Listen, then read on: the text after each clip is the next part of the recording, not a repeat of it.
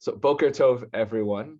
One of the most interesting things you see when you look at the Jewish calendar, particularly in the Torah and all of the holidays, Pesach, Shavuot, Sukkot, is you notice that every holiday sort of has two aspects to it. One is to celebrate and give thanks to God for miracles. And a miracle is when God goes into nature and either overturns or subverts nature in order to save his people or a specific person. But the other is in some ways the opposite, which is celebrating the natural world which God set up that sustains us. So on Pesach, it's both a agricultural holiday, having to all three holidays are harvest related holidays, which influences heavily the foods on them. Shavuot is the holiday of first fruits. Sukkot, we have all of the lulav, which are all fruit related, in that it's an offering. In addition to an animal, you actually have plant offerings. And then but on each holiday, you also have some sort of miraculous event, particularly on Pesach, where God saved his people, his Israelites, and brought them out of Mitzrayim. And what's interesting is how God's Torah ties these things together, because it's very easy to lose sight of either the natural gifts that God gives us in this world because of the incredible miracle, or one loses sight of the miracle because they're so focused on the harvesting, like the counting of the Omer before Shavuot. People are so into their harvesting, they forget they're also supposed to go to the temple and give thanks to God for the Torah and all of God's other miraculous gifts. So what we're going to look at today is in this week's Parasha Bo. We have the last three of the 10 Makot, the 10 plagues, but it's also a historical event in which God gives a command to the people about to live Mitzrayim to do a certain actions, a sacrifice of a lamb, the Paschal lamb, that eventually, and to eat unleavened bread because they're in a rush, but it will eventually turn into the holiday of Pesach that's repeated every single year. And there's a very unique, and it's almost a mysterious way that the agricultural and miraculous part of the holiday are tied together. And it all turns on one specific phrase. It's one that we actually use at the Pesach Seder when we're asking the question about, why did God save us? Why? What did God want to save us for? Why did we deserve to be saved? What was the point of God taking us out of Egypt? And that question is going to be explored in many different ways by the rabbis. And what we'll look at in just a number of sources is, how did the rabbis understand this phrase? And based on how they understood this phrase is what they thought the purpose of Pesach was. And what you'll see is in the final sources, both a semi-modern academic one and an ancient midrashic one are both saying the same thing about how, again, the holiday of Pesach combines a miracle and an agricultural holiday. So Gloria and Leonard, I'm going to go ahead and unmute you. And Gloria, if you take the first source, it says Shemot 13:5, but it's actually Shemot 13, I think 5 through 8. And it's a bit of the description of not only the mitzvot of, again, something they were doing the night before they went out of Mitzrayim, but it's something that will become the holiday of Pesach today. One of the central mitzvot is the Korban Pesach, the offering of the lamb. This is about the unleavened bread, the matzah. So please. So when the Lord has brought you into the land of the Canaanites, the Hittites, the Amorites, the Hivites, and the Jebusites, which he swore to your fathers to give you, a land flowing with milk and honey, you shall observe in this month the following practice. 7 days you shall eat unleavened bread, and on the seventh day there shall be a festival of the Lord. Throughout the 7 days unleavened bread shall be eaten. No leavened bread shall be found with you, and no leaven shall be found in all your territory. And you shall explain to your child on that day, it is because of what the Lord did for me when I went free from Egypt. Excellent, Gloria. It's actually the next verse, which starts talking about the roasted lamb, which is why I mentioned it. But our key here is really just this last verse here. And I'm going to read it in the Hebrew as well in the column on the right. Let's see if I can, never lets me highlight. But it says vehigadata, which means to tell. Like in modern Hebrew today, if you want somebody to like tell me what you're doing, you would say tagid or tagidi, tell me. And it's also connected to the word haggadah, the telling. So vihigadata livnecha. So tell your children, tell your sons, bayom hahu, on that day, and presumably, contextually, it means the day of that holiday, which God is establishing right now, lemor, and say to them, ba'avur ze asa Hashem li betzeti mimitzrayim. So we're going to skip the ba'avur ze, those two words for a second. And then the last sentence is asa Hashem, which in Hebrew, asa means he did. And in Hebrew, you can switch the order. You can say, my name is Yoel. You could say Yoel asa, Yoel did, or you could say asa Yoel, and it would mean the same thing. So asa Hashem li. So God did for me, or did God for me, betzeti mimitzrayim, in the going out of Mitzrayim. So what God did for me in the going out of Mitzrayim is right before it is this phrase, ba'avur zeh. Now, the way that it's translated here, which is going to be what we're going to talk about, is they translate it as, it is because of what? Ba'avur zeh. It is because of what God did for me when I went out of Mitzrayim. And the understanding of that is why, when I tell my son, I suppose, why do we have this holiday? It is because of what God did for me when we are our ancestors when we went out of Mitzrayim. That's a nice, clean translation. But we're going to see that the rabbis often understood it quite differently, and partly because this very phrase, ba'avur zeh, which usually translated as for the sake of this, doesn't work in a lot of ways. The words themselves are rare. The grammar is really messed up. So we're going to see how the rabbis understand it, and then a wildly different translation that actually makes a whole lot more sense in the context. So the first place to start is Rashi. So you know what, Gloria, I'll have you take Rashi, and then Leonard will take over at Ibn Ezra. So Gloria, go ahead with Rashi. For the sake of this, for the sake that I should carry out his commands, such as this Passover offering, this unleavened bread, and this bitter herb. Excellent. So what Rashi does here is he fills in some words that are not in the verse, which many rabbis do, and it's something of Rashi, when it says, ba'avur zeh, for this, God saved me. So rather than saying, God saved me, and therefore I celebrate him with these practices, what it actually is saying is, these practices, for the sake of these practices, eating unleavened bread and lamb and everything like that, that is why God saved me. For the sake of this holiday of Pesach, that is why God did for me, i.e. taking me out of the land of Mitzrayim. So what was the reason that God saved me? So I could keep Pesach. So it kind of works, but it also raises a big question. God saved us just so we could eat matzah? That doesn't seem to make sense. And the Torah in multiple other places in the actual text implies that God saved us for other reasons, because we cried out, because of the promise God had made to our ancestors.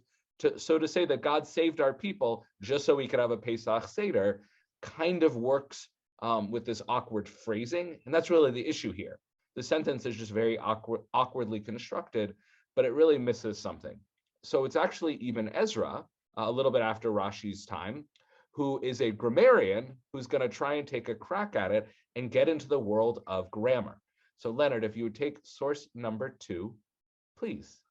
It is because of that. Rabbi Marinus is probably closer pronunciation. Says that Ba'avur zeh, it is because of that. He should have written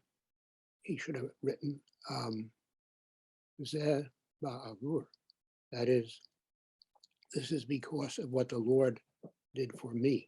So pause there for a second, because this is where he makes his main point.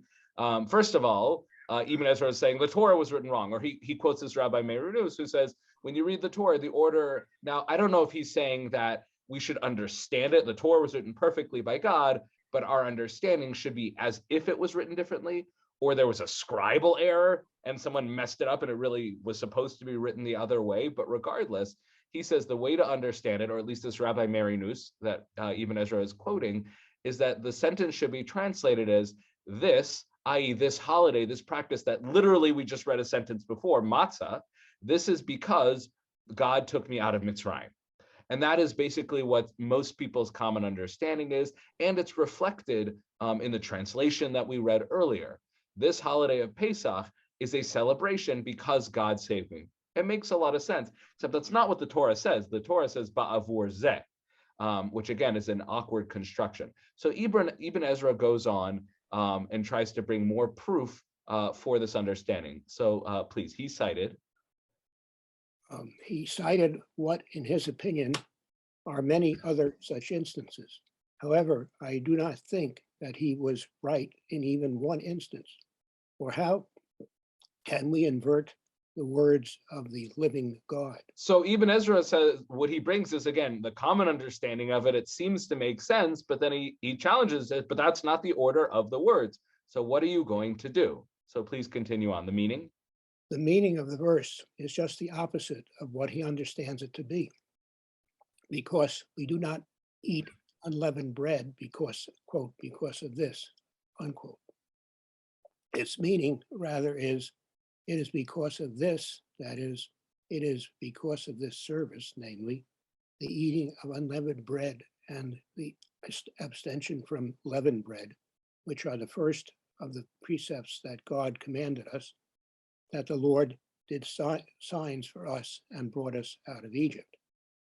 Its meaning, thus, is God took us out of Egypt only to serve him, as it is written, when thou hast brought forth the people out of Egypt, ye shall serve God upon this mountain. Exodus 20, number 12. It is furthermore stated, I am the Lord your God who brought you out of the land of Egypt to be your God. I am the Lord your God. Numbers 15:41. Excellent. So what's so interesting here is Ibn Ezra, who is a grammarian, and ultimately falls back on that. He starts by bringing this opinion of this Rabbi Marinus, who, again, it messes with the word order, but many rabbis from many generations are going to stick with that. Ultimately, in context, most people agree that's the meaning anyways. So he brings something that is it's not a perfect solution, but it kind of works. And then he just rejects it. And ultimately, he says exactly what Rashi does, which is you have to read the words as they're written on the page.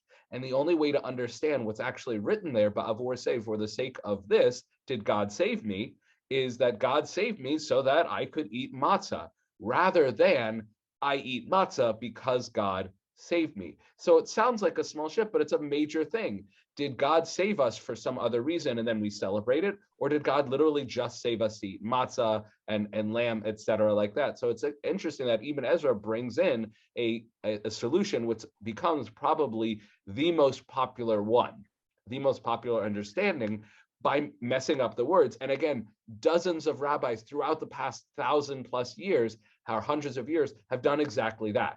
They said, read it differently. Even though these are the words on the page, the only way to make sense of this is to mess with the word order, to understand it differently. And they bring in examples from the book of Tehillim, where it's written in that similar way. And clearly it means something different. But Ibn Ezra hints at what everybody's going to basically do, and then rejects it and goes with Rashi, which most rabbis generally do not hold by.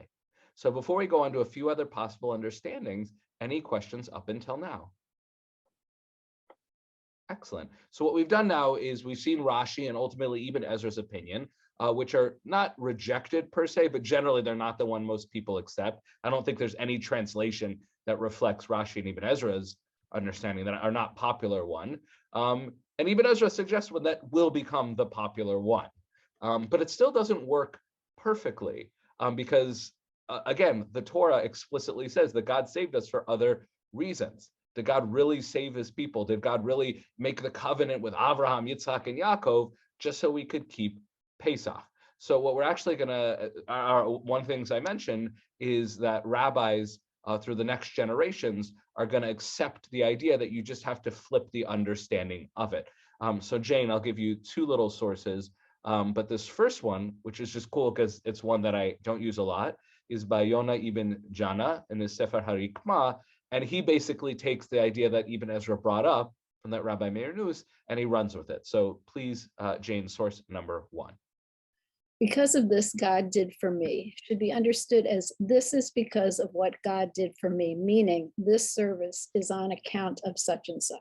And what you'll see is, and again, I didn't bring them all because they all say the same thing. There's dozens and dozens of major sources by major rabbis, even close to the times. I mean, this is not so far from the time of Rashi and even Ezra, and they all say just flip the understanding of it.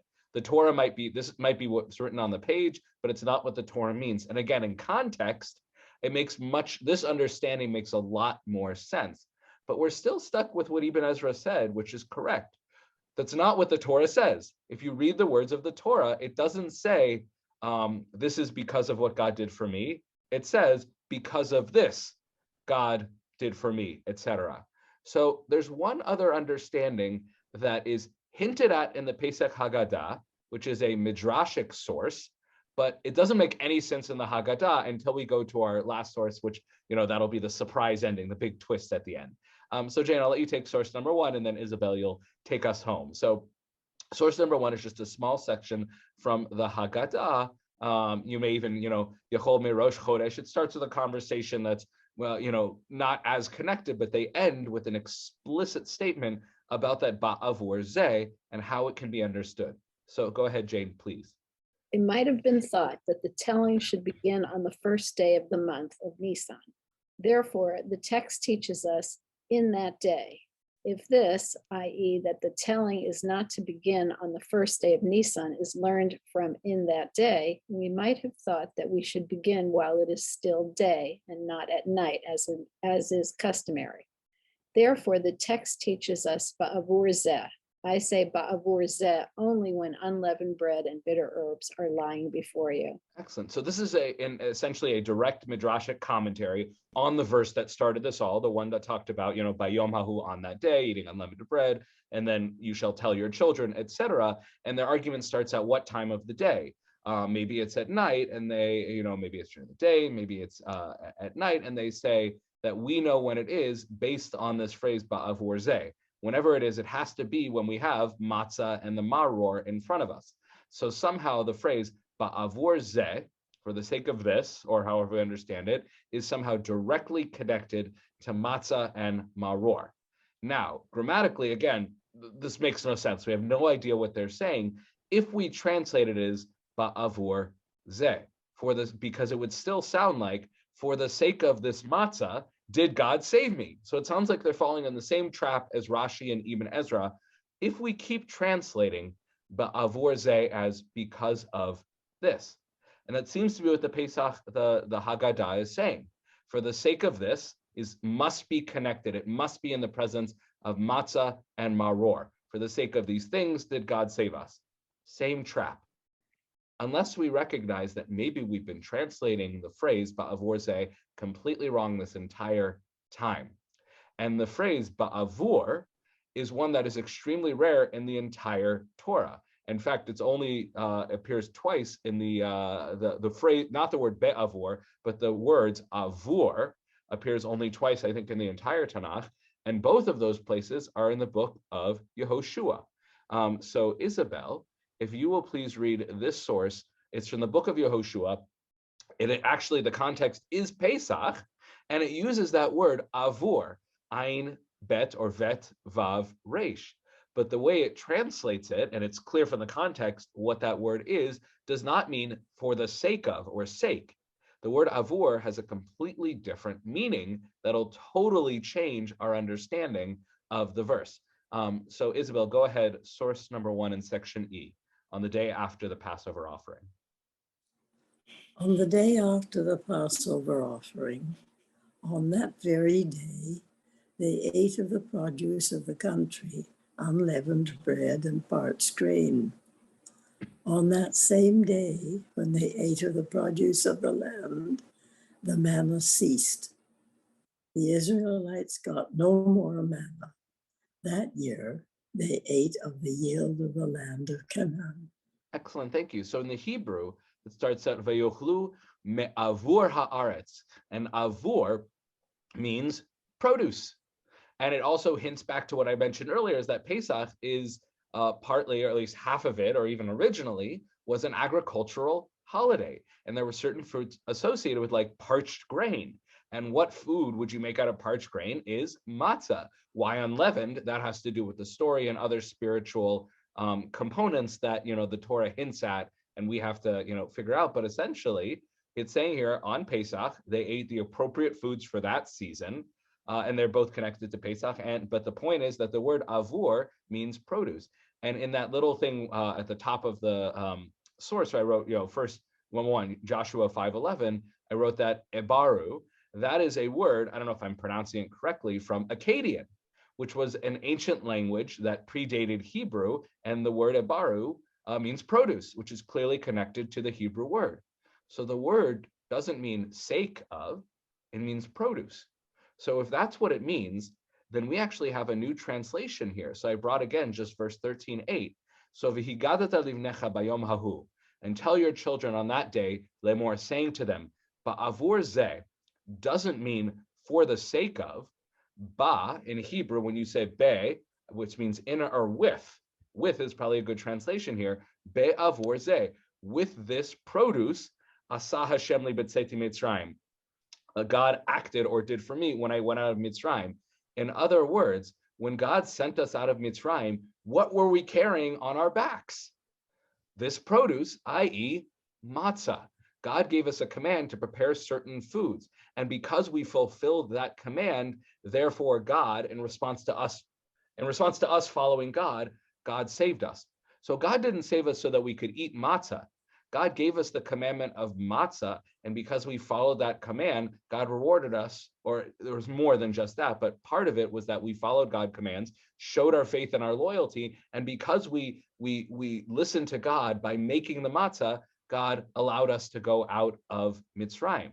But it's a completely different understanding, and we could never have gotten to it without some modern academic tools, except that it's entirely possible that in the Pesach Haggadah, which is quite old, they may have known that. Were they doing a midrash that we just don't understand? Because without this understanding of avor being produce, this line in the Haggadah makes no sense whatsoever. But now if we go back and read it again, therefore the text teaches us with this produce. I say with this produce, only one, the unleavened bread and the bitter herbs are lying before you. When I say God saved me, when I had this produce, you must have that produce in front of you.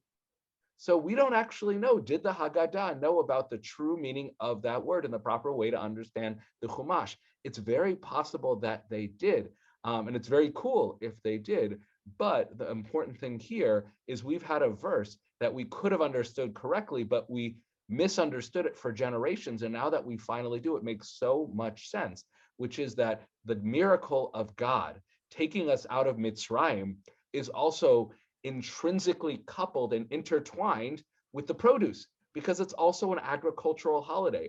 God used the agriculture, the produce of that time. Again, depending on the time of year, you have access to different fruits and grains and vegetables, etc. And God used the appropriate grain that grew from the earth, because God blessed the earth and God created the world to give us grain. And God used that, which we should be grateful for, that we have food, and God used that very food as a tool or an intrinsic part of the story of saving us. So it's not just that the matzah reminds us that we were in a rush and therefore it didn't rise. That might be about how we cook it. But the other part of it is that when we are leaving and God is saving us, God says, carry this food on your back to remember that today is not just a miracle that I saved you, it's also a miracle that I created a world in which food grows from the ground and sustains you. So those two things are intrinsically connected. The miracle of being saved is intrinsically tied up with the beauty of the world that God gave us, that has food that sustains us from the ground. And by not understanding that word for generations, we missed such an important part of the story. So ba'avur zeh, for the sake of this, for the sake of that, never really made sense. But now we have a phrase that makes sense, and it's quite possible and very likely that the Pesach Haggadah is saying that. So this year, even though you have till April 15th, try and remember that at your Pesach Seder, so you have an interesting thing to point out and say, I learned from Rabbi Dinan that you're all reading it wrong, and you can share this little tidbit. So Pesach captures the beauty of the Jewish calendar, which is both to celebrate and thank God for subverting and overturning nature, but also thanking God for the nature that God did create for us. And both of those things are something to be grateful for.